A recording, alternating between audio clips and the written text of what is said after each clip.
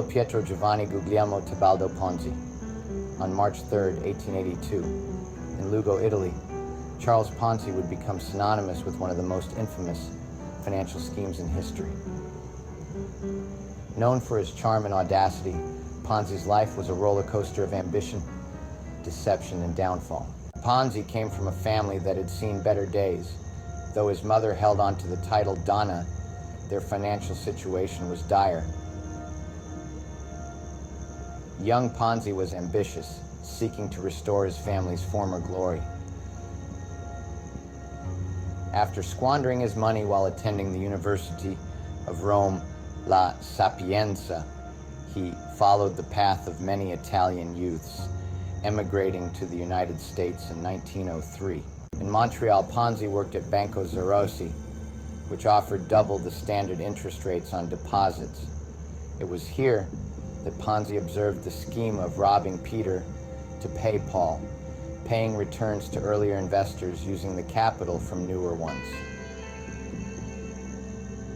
The bank eventually collapsed, and Ponzi found himself in prison for forgery. In 1919, Ponzi discovered a potential loophole involving international reply coupons. These coupons could be bought cheaply in countries with weaker economies and redeemed for higher values in the US, theoretically promising huge profits through arbitrage. Money poured in. Ponzi paid earlier investors with funds from new ones, creating an illusion of profitability. By mid-1920, he was receiving millions of dollars, and his scheme attracted both working-class and wealthy investors. The Boston Post's investigation revealed that Ponzi's profits were impossible to achieve legitimately. A run on his company ensued as investors demanded their money back. Despite paying out millions, the scheme was unsustainable. After serving time in federal prison, Ponzi faced state charges and further imprisonment. His later years were marked by attempts to recreate his schemes, but none were successful. Charles Ponzi died in 1949, leaving behind a legacy of financial infamy. His story serves as a cautionary tale about the perils of greed and the enduring allure of get-rich-quick schemes. Today, the term Ponzi scheme remains a reminder of his audacious fraud.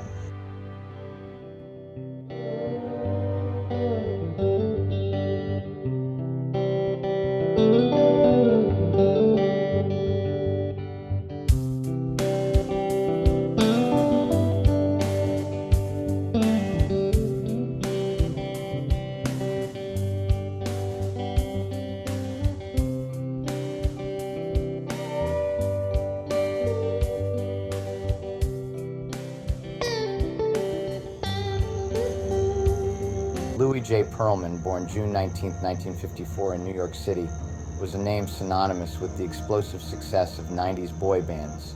But behind the glittering facade of fame and fortune lay one of the most notorious Ponzi schemes in U.S. history. Pearlman was the mastermind behind legendary groups like the Backstreet Boys and NSYNC. His talent management company, Transcontinental Records, turned these unknown talents into global sensations. Lou was raised as an only child to Jewish parents in Queens, New York. Pearlman was inspired by his cousin, Art Garfunkel, to pursue a career in the music industry.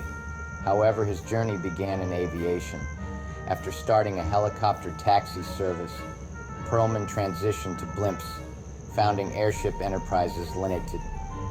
His early ventures were marred by controversy, including suspicions of insurance fraud and financial manipulation.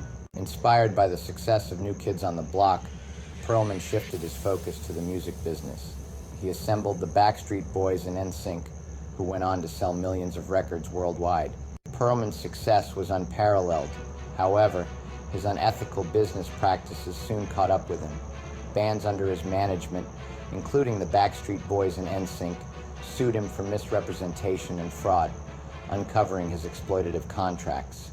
Pearlman's fraudulent activities weren't limited to music.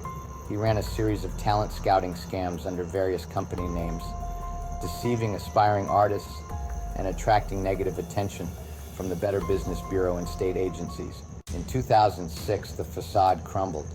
Investigators revealed that Perlman had orchestrated a massive Ponzi scheme, defrauding investors of over $1 billion. For more than 20 years, he enticed investments with falsified documents and non-existent companies. After a year on the run, Perlman was apprehended in Bali, Indonesia in 2007.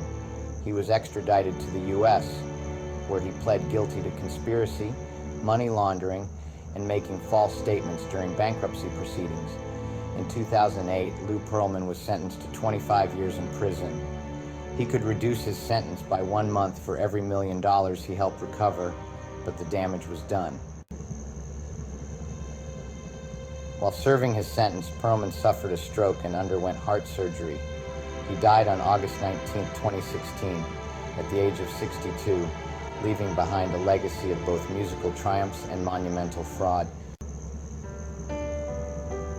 Lou Perlman's story is a cautionary tale of ambition and deceit. His impact on the music industry is undeniable, but his criminal activities serve as a stark reminder of the consequences of greed, remembering the talent and learning from the treachery. The story of Lou Perlman.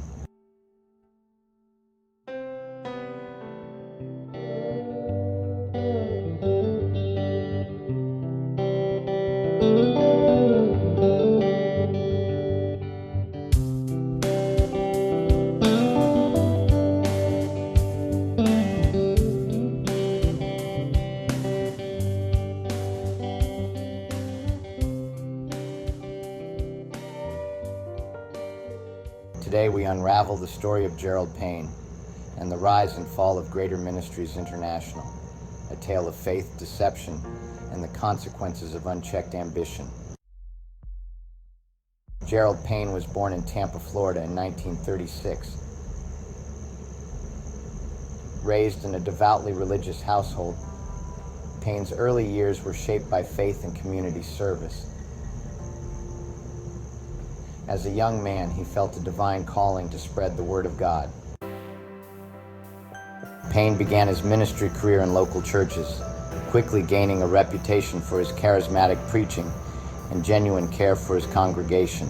Back in the early 1990s, Payne, along with his wife Betty, founded Greater Ministries International. Their mission was to provide spiritual guidance and financial assistance to the faithful. Payne promised prosperity through faith, claiming God would multiply their investments in the ministry. Programs like Faith Promises and Double Your Money attracted thousands of believers.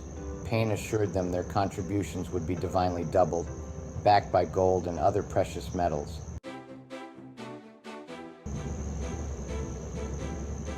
The 90s saw explosive growth for Greater Ministries. Payne's message resonated with many struggling financially and seeking hope. Donations poured in, and GMI expanded nationwide. Despite living lavishly, Payne maintained that all the money was being used for God's work. Luxury cars, extravagant homes, even a yacht.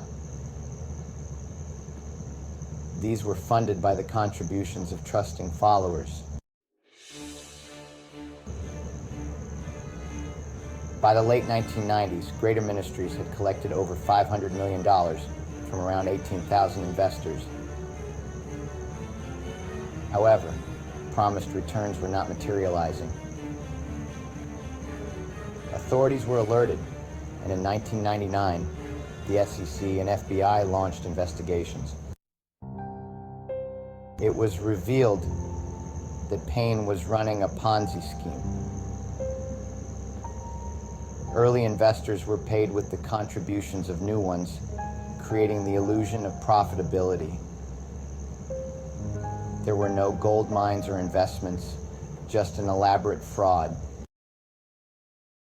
In 1999, federal agents raided Greater Ministries headquarters in Tampa.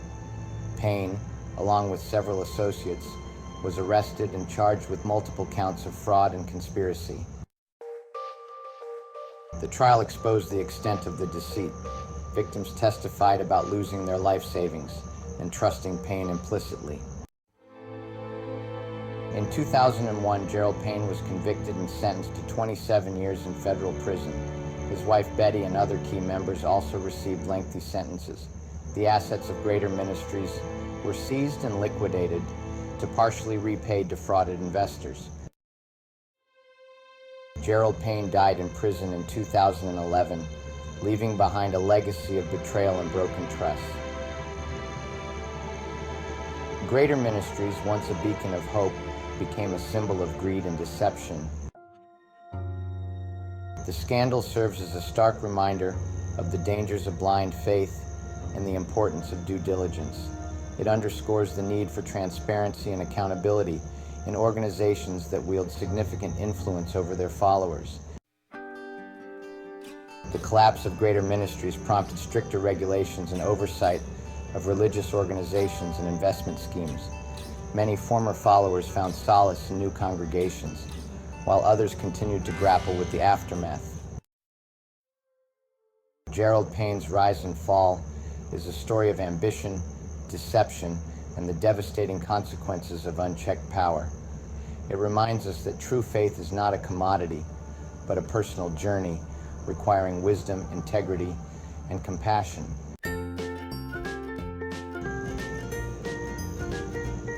Thank you for joining us in exploring the rise and fall of Gerald Payne and Greater Ministries.